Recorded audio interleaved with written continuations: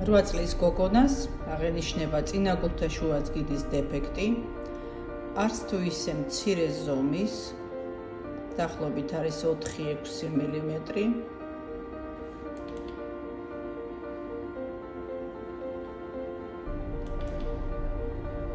დოპლერითაც კარგად ჩანს. სხვადასხვა დადის ფეხბურთზე და ამავდროულად ცეკვაზეც დადის. ორივე ძალიან უყვარს. გოგოა, მაგრამ ფეხბურთი ძალიან უყვარს თურმე.